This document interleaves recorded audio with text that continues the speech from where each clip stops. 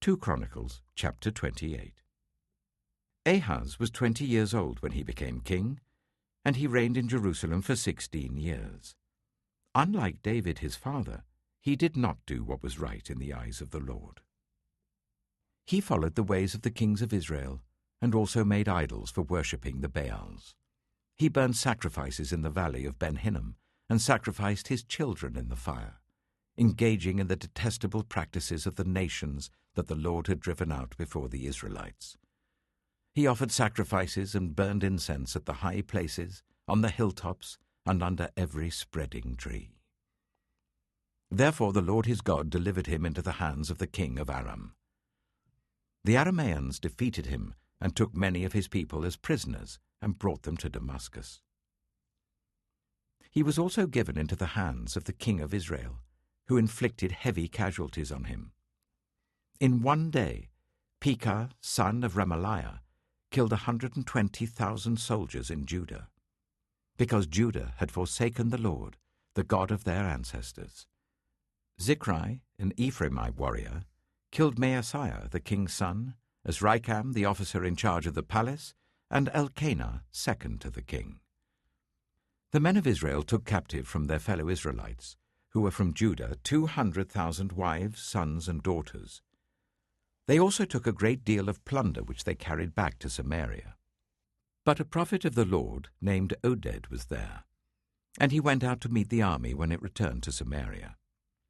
He said to them, "Because the Lord, the God of your ancestors, was angry with Judah, he gave them into your hand. But you have slaughtered them in a rage that reaches to heaven. And now you intend to make the men and women of Judah and Jerusalem your slaves. But aren't you also guilty of sins against the Lord your God? Now listen to me. Send back your fellow Israelites that you have taken as prisoners, for the Lord's fierce anger rests on you." Then some of the leaders in Ephraim, Azariah son of Jehohanan, Berechiah son of Meshillemoth, Jehizkiah son of Shallum, and Amasa son of Hadlai, confronted those who were arriving from the war. "You must not bring those prisoners here," they said, "or we will be guilty before the Lord. Do you intend to add to our sin and guilt? For our guilt is already great, and his fierce anger rests on Israel." So the soldiers gave up the prisoners and plunder in the presence of the officials and all the assembly.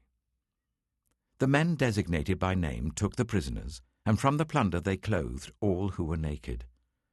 They provided them with clothes and sandals, food and drink, and healing balm. All those who were weak they put on donkeys. So they took them back to their fellow Israelites at Jericho, the city of palms, and returned to Samaria. At that time, King Ahaz sent to the kings of Assyria for help.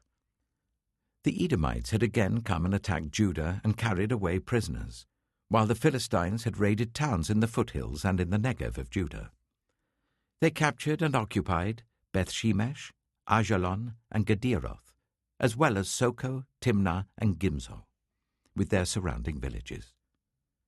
The Lord had humbled Judah because of Ahaz king of Israel, for he had promoted wickedness in Judah and had been most unfaithful to the Lord. Tiglath-Pileser, king of Assyria, came to him, but gave him trouble instead of help. Ahaz took some of the things from the temple of the Lord and from the royal palace and from the officials and presented them to the king of Assyria, but that did not help him. In his time of trouble, King Ahaz became even more unfaithful to the Lord. He offered sacrifices to the gods of Damascus who had defeated him, for he thought, "Since the gods of the kings of Aram have helped them, I will sacrifice to them so that they will help me."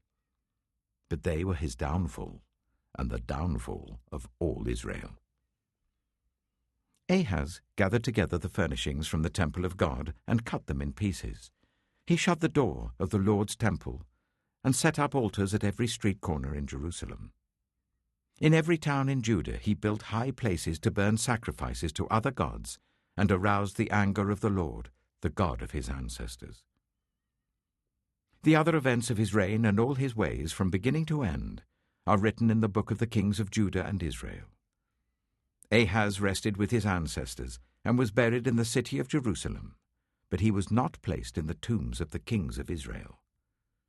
And Hezekiah his son succeeded him as king.